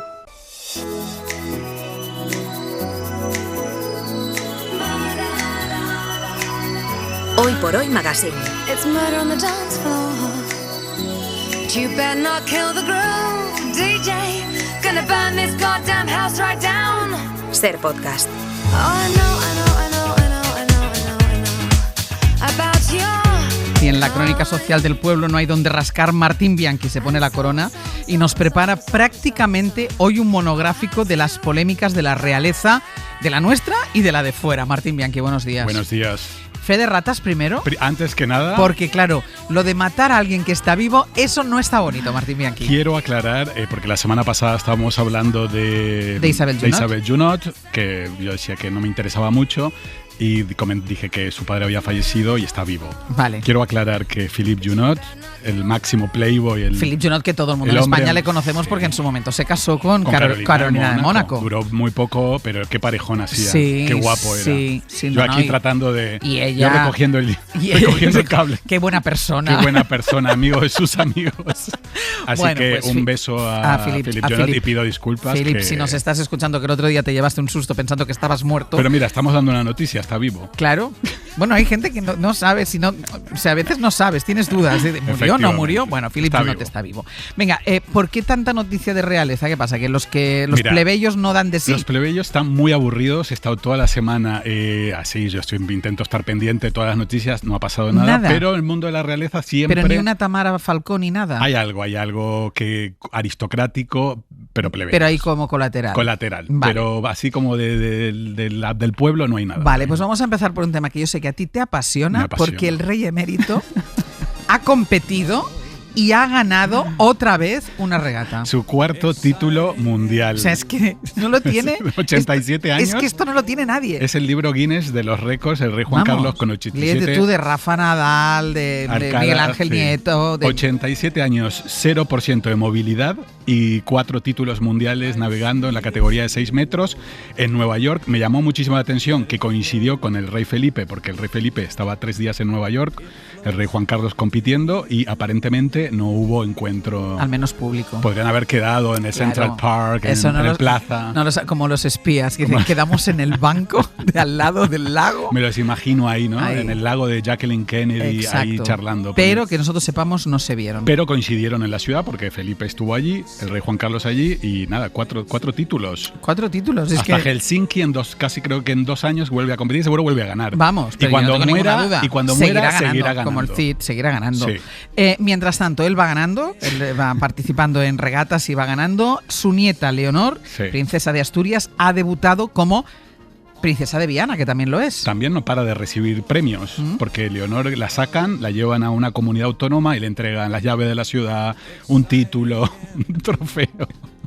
Y ya luego se vuelve otra vez. ¿Dónde guardan toda esa chatarrería? Bueno, esto son cosas del Estado, ¿Dónde ¿no? guardan toda la chatarrería? Eso son cosas porque no lo tirarán. No, pero me gusta esta estrategia, claro, Leonor va a Navarra y es princesa de Viana, va a Cataluña, es princesa de Girona, va a Asturias, princesa de Asturias, en Madrid, heredera al trono del Reino de España. De todo. Porque si no, Isabel Díaz Ayuso y además es que le va a coger el sitio. Futura reina de España en Madrid. Entonces, donde vaya, le ponen un título ahí y lo ostenta. Y estos días se ha estado paseando por Navarra. Estuvo como primera visita oficial y un poco, aunque lleva 10 años con el título de princesa de Viana, un poco como que lo estrenaba. Ha ido a tomar posesión. Este reino también es mío, por las dudas. Vale. No vaya a ser que a alguna comunidad se le ocurra quitárselo declarar una independencia. Yo creo que a estas alturas, vamos. Hombre. Colateralmente. No. De nada. Colateralmente a la familia real nuestra, la hermana de la reina Leticia, que también está de actualidad. Bueno, máxima actualidad. Thelma Ortiz, 51 años, economista, politóloga, está estrenando un cargo en un think tank latinoamericano, y también soltería porque se acaba de separar de su pareja, Robert Gavin Bonnar, abogado irlandés, ex marido de Sharon Corr, de la cantante de The Course. Pues después de 5 años y una hija en común, Thelma y Robert han decidido separarse. Estaba leyendo a Silvia Taulés, que comentaba que quizá los problemas comenzaron hace un año cuando Robert decidió publicar una novela. Claro, es que explícame esto. Y ahí las Ortiz se vuelven locas, porque no quieren que nadie escriba nada por las dudas. Es que yo leí el otro día, y yo creo que lo leí en El País, ahora no me acuerdo dónde lo leí, pero que contaban que el origen de la discusión o del distanciamiento era una novela, y que incluso tuvieron un enfrentamiento medio público. Eso contaba Silvia Taulés, efectivamente, en Vanitatis, que el año pasado, cuando estaba Robert publicando este libro que se llamaba El Cuarto Poder, y en realidad no habla casi nada de él, pero es verdad que todos los medios empezaron a fijarse en él y él empezó a dar entrevistas. Parece ser que ahí empezaron los roces y que a Thelma no le gustó nada. Esto, cosa que les ha ocurrido otras veces. Pero un momento, a las ¿ella hermanas. No sabía que él estaba escribiendo una novela? Supongo que sí, ¿no? No será como Isabel Preisler con Vargas Llosa, que de repente ¿Qué problema descubre tienes si escribes una novela? ¿Que tienen miedo de que se hable de ellas? Esto habría que preguntárselo a Thelma, pero no nos va a contar Thelma esto. Hay que recordar que el exmarido de la reina Leticia también publicó una novela con tintes autobiográficos. Sí. Jaime del Burgo, exmarido de Thelma, también está ahí amenazando con un libro. Pero son todo ex que puedes pensar que a lo mejor en esas novelas hay algo de revancha. Yo creo que tienen que salir con gente que no sepa escribir, y ahí ya se ahorran el disgusto. Ya, pero él es un abogado importante. Él era un abogado, era el abogado de The Course. Por eso mismo, o sea, se divorció él es un, de Sharon y se le acabó el trabajo. Claro. Hay un poco. Ya, no sé, no acabo de entender. Hay que recordar que cuando se separó él de Sharon Corr, Sharon publicó una canción que se llamaba El Tonto y el Escorpión, y hablaba de la hermana retorcida de una reina. Vamos, más claro. No la llamó Robert y Thelma, Thelma y Robert la canción. Se hizo un Shakira, pero vamos, en toda Sharon regla. Corr está feliz esta semana. Ya, imagínate. Porque volverá con el caballo cansado, y Sharon Corr dirá... Porque además ellos tres eran amigos. Eran amigos, claro, se conocían. O sea, se lió con el marido de su amiga. Bueno, eso no pasa nada. El amor se acaba. Es verdad. Y empieza otro. Genoveva Casanova, que deja España, pero para siempre. Eso le... Tú tienes unas ganas de que Genoveva... No, pero deja España. Una mexicana rica menos en España. Pero ¿te vas de viaje a pasar unos días fuera? No, parece ser que coincidiendo con que comienza el juicio, hablábamos la semana pasada del juicio del año, del juicio de ella contra lecturas por las insinuaciones de una relación con el rey de Dinamarca, ella se va a ir a hacer un cursillo por allí, por México. Y ella es mexicana, de hecho, ¿no? Ella es mexicana, sí. Bueno, se va a ir por allí, por Norteamérica, y aprovecha, y de paso está lejos del juicio y lejos de la boda, una de las bodas de este año, que es la de Cayetano Martínez de Irujo, su ex marido, con Bárbara Mirjan, que pero se casan porque este no fin quiere de estar en semana. la boda, sí, me parece que tienen buena relación. Ya, además siempre Cayetano ha hablado fenomenal de incluso han Genoveva. aparecido en fotografías, yo creo, muy juntos. Amigos, tienen hijos en común, gemelos. Claro. Tienen hijos que, por cierto, los hijos tienen la misma edad casi que la futura mujer de Cayetano. Pero ella no quiere ir a la boda. Yo creo que dijo, mira, paso de todo, porque es verdad que es incómodo, ¿no? Sí, porque al final también te conviertes en centro de atención. La exmujer. A lo mejor incluso es elegante esa salida, ¿eh? Genoveva es muy elegante. Por eso mismo te digo. Y nunca ha dicho nada que podría No, contar de hecho cosas. no ha dicho nada. Desde que pasó lo que pasó, no ha dicho nada. Bueno, algún día, yo tengo fe que algún día contará todo lo que ha pasado en esa amistad. Escribirá un libro. En esa preciosa que amistad. tú le presentarás, porque como ahora presentas libros de famosas. No, solamente el de Mar Flores, que le mando un beso, que la verdad que está aguantando un chaparrón. La boda del año, que va a ser esta que tú decías, de la que se quita de en medio Genoveva, Cayetano Martínez de Irujo, que se casa. Atención. Cayetano Martínez de Irujo, duque de Arjona, conde de Salvatierra, conde de Arjona, sabes que es el ducado más antiguo de España, se casa esta semana con Bárbara Mirjan, su novia de 29 años. 29 Él tiene años. 62. Y los hijos de él Luis y Amina tienen 24, así que son de la misma generación que la futura duquesa de Arjona. Va a haber una gran boda en la finca que tiene él en Sevilla. Yo estuve en esa finca hace muchos años. Yo ¿En creo una que boda? Ya no estoy invitado. ¿En una boda? No, le hice una entrevista a Cayetano allí, en la finca, montado en su caballo. ¿Y a esta boda no te han invitado? No me han invitado. Cayetano está un poco enfadado conmigo, entre otras famosas. Ya, no sé por qué, tampoco lo entiendo. Pero o sea, le mando un beso y le felicito por su boda. Podorrio este fin de semana en Cayetano Sevilla. se merece ser feliz porque tuvo una infancia muy dura con la duquesa de Alba, Cayetana Fitzjames Stuart, que a todos nos encantaba. Sí. Luego en casa era, como madre, era un poco terrible. Sí. Y él sufrió muchísimas si cosas. está feliz con... ¿Cómo se llama ella? ¿Has dicho? Amina es su hija, Bárbara. Bárbara, pues si está feliz Están bárbaros. Pues estéis tan bárbaros que lo disfruten. Y seguro habrá exclusiva, así que cobrarán, podrán pagarse la luna de miel o reparar la finca. Perfecto. No, porque habrá exclusiva también para la luna de miel. Además, en esa finca siempre hay una gotera que reparar. Esas casas son una ruina. Esas casas son una ruina. Nosotros siempre nos dan envidia, pero luego piensen ustedes no hay que tener nada. Y calentar eso cuando viene el frío. Bueno, yo estuve en invierno, llovía y madre mía, y frío. Primer salto al extranjero, ¿una abdicación a la vista en Luxemburgo? Siempre es bueno una abdicación, aunque luego ocurre una coronación y eso es una pena. Sí, porque continúa todo. Porque todo continúa, pero el rey de Luxemburgo finalmente abdica y su hijo mayor se va a convertir, el príncipe Guillermo, en el nuevo monarca de uno de los países más ricos de Europa, una de las economías, ¿no? Uno de los paraísos fiscales. Y abdica por edad, no hay ningún problema. Ahí en Luxemburgo, Liechtenstein, ahí es todo muy ordenado. Y si lo hubiera, yo creo que tampoco nos enteraríamos. No te vas a enterar de nada. Exacto. Porque ahí la libertad de prensa es similar a la de los países árabes. Si pasara algo tampoco lo sabríamos. Sí, porque es una de las monarquías, Luxemburgo y Liechtenstein son las más poderosas y las más ricas y donde van muchísimos ricos a hacer su ingeniería financiera. A cosas de dinero. Esta semana va a haber un nuevo rey, que es el príncipe Guillermo, que se convertirá en el gran duque. Y es que no sabemos qué edad tiene el príncipe Guillermo. Él tiene como unos 40 y pico, pero los ves a él y a su mujer Stephanie y parecen de 79. Ya. Eso es que les da poco el aire del Mediterráneo. Esa gente es como que parece, nacen viejos. Nacen viejos, ya.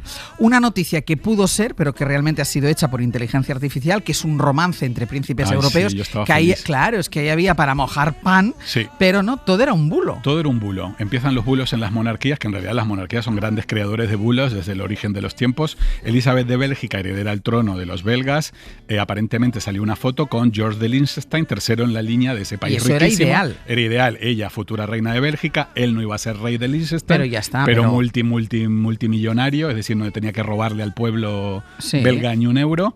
Entonces circuló una foto que aparentemente era de este verano juntos, ya estaba todo el mundo hablando de esto, y la Casa Real de Liechtenstein y la belga han aclarado que era una foto hecha por inteligencia artificial. De alguien que quería como tú, que fueran novios. A mí me gustaba porque dije, empieza a estar de moda de nuevo. Y estuvo la moda en los 90 y los 2000 de herederos casándose con plebeyas. Y plebeyas. Y ahora volvía la moda de ricos. De juntarse entre ellos. Monarcas con monarcas. Sí, pues estaba bien. Bueno, ¿no? Como estamos ahora con la tecnocasta, ¿no? Y todo esto de... Pues inteligencia artificial era mentira. Sí, no hay Elon Musk juegan con nuestros... Con nuestros sentimientos. ¿Cómo se dirá? Los tecnobros. Con nuestros sentimientos. Con nuestros sentimientos. Sí. De Luxemburgo y Bélgica al Reino Unido... Sarah Ferguson. Pobre Sarah Ferguson. Que siempre... A mí me da pena porque cuando parece que va a sacar la cabeza y que está saliendo de la mierda, de repente le vuelve a explotar. Sí, porque desaparece de nuestras vidas o está hundida por alguna cosa, tal, no sé qué, pero luego se vuelve como a rehabilitar. Parecía que estaba todo tranquilo, pero ¿qué pasa? Que la prensa británica ha filtrado unos correos de ella con Epstein en la que ella le pedía disculpas por renegar de él durante todo el escándalo. Entonces, claro, era una hipócrita, porque estaban ellos diciendo, Andrés y Sara, que nada que ver con esto, que y luego por privado aparecen los correos. Un correo de apoyo a Epstein era un poco como ese mensaje de Bárcenas. Luis sé fuerte. Luis sé fuerte, pues lo mismo Sarah Ferguson y Andrés. Epstein sé fuerte. A Epstein y Carlos de Inglaterra, que está harto de los duques de York. Claro, porque es un escándalo que afecta a los dos, tanto a Sarah Ferguson como afecta a los dos Andrés. Y hay que recordar que siguen siendo duques de York, que siguen viviendo en Windsor, que no se los quitan del... Pero Sarah Ferguson también. Sí, ellos están viviendo juntos aunque separados, Andrés y Sarah. O sea, ella sigue viviendo... Ella no suelta eso. Vamos. Ella sigue metida ahí dentro. Ella no se hunde de ese barco, no se sale de ese barco en hundimiento jamás. Así que Carlos está muy enfadado y parece ser que los ha desinvitado a la Navidad este año en Sandringham, que para mí sería un premio. Pero van a pasar, pero al final van a pasar la Navidad muy solos. Bueno, pero... Porque ahora solo están Carlos y Camila y Kate, Guillermo y Kate y los Kate. Niños y la familia real británica luego es grande, vive mucha gente. De la familia real Tú vas británica. al Palacio de Kensington y ahí hay apartamentos que vive gente. Hay cortesanos. Ahí hay cortesanos. Porque con lo separado que está el otro hijo Harry no va a la Navidad. Harry sigue largando. Andrés, ¿te acuerdas que prometió después de la reunión? ¿Tenías alguna duda? Ha dicho que hay hombres de gris que quieren hundirlo a él y romper la relación con su padre, y la monarquía está con, por favor, Harry. Hombres de gris. Habías prometido, sí, hombres con trajes de gris. Entonces, con quien está más próximo el príncipe Carlos es con su hijo Guillermo y con su nuera Kate. Rey Kate, que son los únicos que están trabajando ahí. Bueno, y con su hermano... Y la princesa Ana. Sí, y la princesa Ana. Sí, hoy hay gente en esa mesa de Navidad. Y en el Palacio de Kensington, tú sabes que hay apartamentos donde y viven muchísimos miembros de la familia real, los Kent. O sea, tú vas por el pasillo y te encuentras a alguien. Eso es como un geriátrico. Uy, que casi me tengo que ir, pero déjame. Llegamos. No, Mohamed VI, su mujer, ex mujer, que es verdad que había desaparecido, ha reaparecido. Ha reaparecido. Lala Salma, la ex mujer de Mohamed, estuvo en un acto en el Hospital Universitario de Fez. Me gusta esta música. Mira, qué bonito. Lala está viva, sana y salva, y me quedo tranquilo. Vale. Yo es como cada vez que reaparece Charlene. Vale. Me da porque esperanza. ellos están separados, pero ella forma parte todavía, o sea, tiene nada, actos oficiales, nada. Está fuera de la agenda, fuera de la familia real, pero está sana y salva.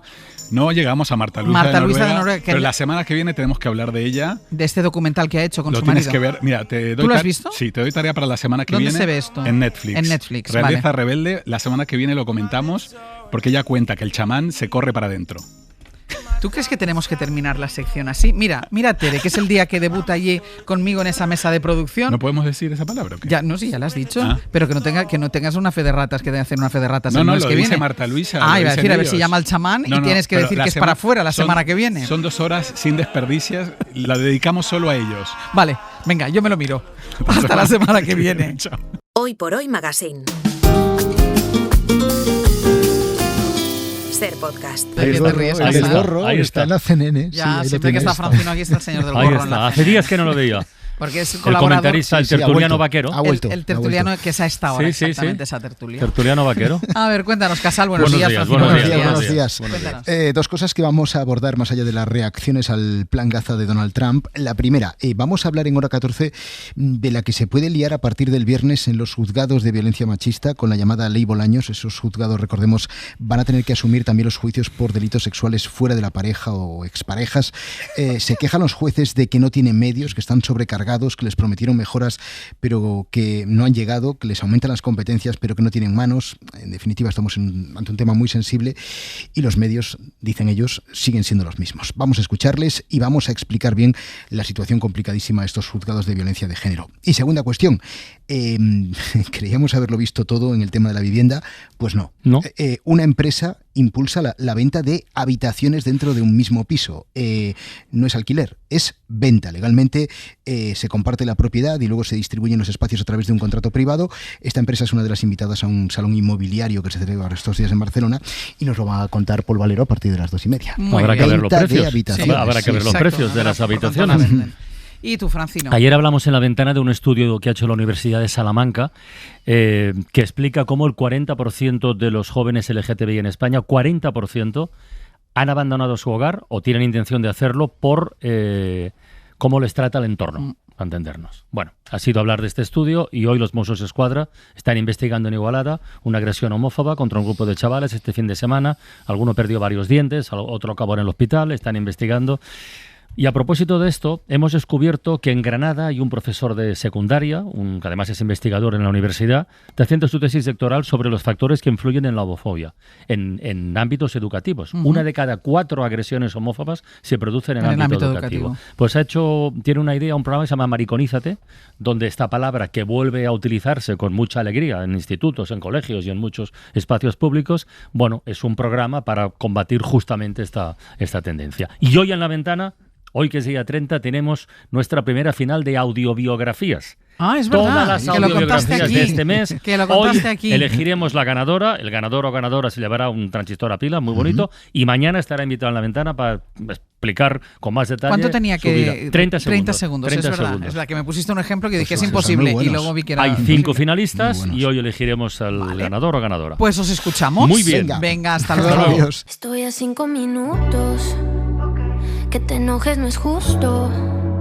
Te juro que yo me fui de mi casa a las 2. Juro que no fui yo, no sé bien qué pasó. Vamos a ir terminando ya. ¿Qué tal el martes? ¿Cómo os ha ido? Pues muy bien, ¿no? Pues muy bien. A mí me ha ido muy bien. Vale. Nos está yendo. Nos está yendo a todos muy bien. A los que no sé si les ha ido tan bien. Ha sido agotador. A los que no sé si les ha ido tan bien. Yo ya no puedo más. Increíble, vamos. ¿A quién no le ha ido tan bien? Pues a 3 personas que no han llegado demasiado temprano a su trabajo. Claro. Que es muy difícil que eso pase, teniendo en cuenta que cada uno tiene su vida, su coyuntura, sus Pues hoy ha pasado. Es increíble que pase decir eso. que uno de los 3 ha llegado en tiempo. Ella. Sí. No. Eduardo Mira. Madina. Eduardo es el mejor. Eduardo rozando el larguero, pero ha llegado en tiempo. Yo no he terminado de entender por qué la culpa de que llegasen de la OZ y La Salle tarde era de La Salle según los dos. Ha dicho La Salle, es culpa mía. Porque es un caballero. No, porque Eso ha es sido verdad. porque yo he dicho por orden de aparición y yo he saludado primero a Cristina de la Hoz y después a él y ha dicho no es culpa mía porque la he dejado pasar yo, o sea, como que ahí en la puerta se han liado los dos. Claro, pues se ha liado. ¿Han llegado tarde por no pase usted? No, han llegado tarde porque han llegado tarde. Excusas baratas. Al final han dicho que si el ascensor, que si no sé qué. Y entre una cosa y la otra, pues excusas. Lo que hemos venido a hablar hoy aquí es de excusas. Excusas que decimos cuando llegamos tarde o cuando... No, o cuando no llegas y dices, sí, estoy llegando, estoy a 5 minutos. Sí. Yo, aquí en la radio se estila mucho, por lo menos en nuestro tramo, el taxi. Sí. El atasco, el taxi, Sí. creo que en general en los trabajos, pero... Hay que decir que La Salle venía andando. Ah, claro. Pero aquí, bueno. encima nosotros, como Los 10.000 nos pasos. traen y no somos nosotros los que traemos el coche, cuando vas a un trabajo y tú llevas el coche, pues dices, pues haber salido antes de casa. Pero claro, aquí es, no, es que el taxista hoy me ha llevado por una calle Pero la respuesta rara. es la misma, haber salido antes de casa. Ya, Porque pero... además a las 7 menos cuarto todo el mundo sabe que Madrid está colapsada, que es cuando cogéis el taxi vosotros. Claro, o sea, haber salido antes de casa.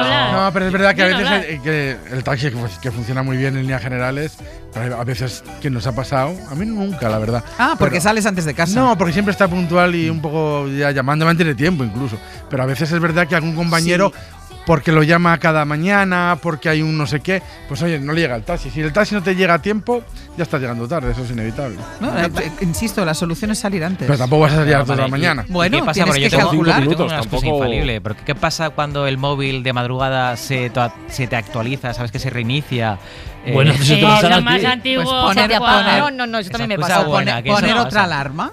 Que no hay manera. Poner otra En alarma. mi casa no hay otros relojes, no hay Hay muchas no hay maneras una de radio llegar reloj puntual. despertador. No, si Hay le muchas hemos Pero hay que maneras de tener llegar un la despertador. jefa. Esto lo hemos No. hablado más veces, pero es que insisto, hay que tener un despertador más allá del móvil. Hay que usar despertadores Sí, en la hay que vida. usarlo. Y luego a mí me molesta un poco el profesional de la impuntualidad que hace eso una marca personal. Claro, a mí es que también. como él es distinto, Sí. como él Claro. es peculiar, como ella es diferente, a mí se pone muy nervioso. Bueno, tú ya sabes lo que opino yo de la puntualidad.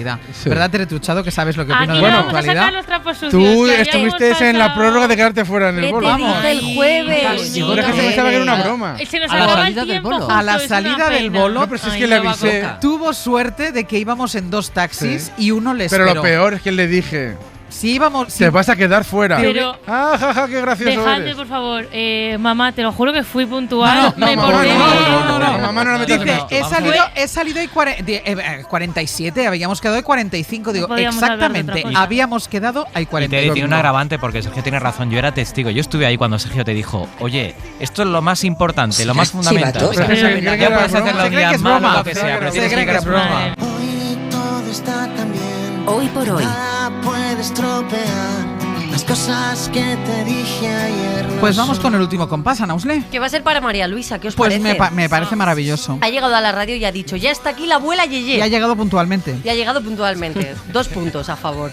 Y ella, a sus 84 años, con esa energía, nos ha contado, durante la charla que hemos tenido en Mis Experiencia, cómo pidió trabajo en Ser Ciudad Real, que estaba 2 pisos más arriba en su escalera.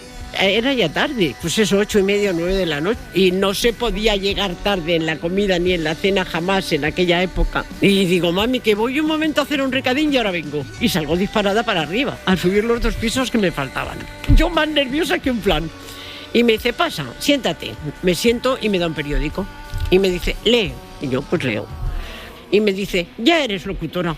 Y un mico con 17 años ya locutora. Pues yo bajo a casa y le digo, mami, ya soy locutora. Como la niña del Titanic, igual. Yo emocionadísima. Mira, voy a ganar 2.000 pesetas cada mes. 30 días de vacaciones al año. Y empiezo mañana. Yo creo que hemos empeorado en las condiciones laborales. Parece la vida de Anusle, que nos la han contado. ¿Verdad? Volvemos mañana a partir de las 6. Les esperamos. Pongan el despertador.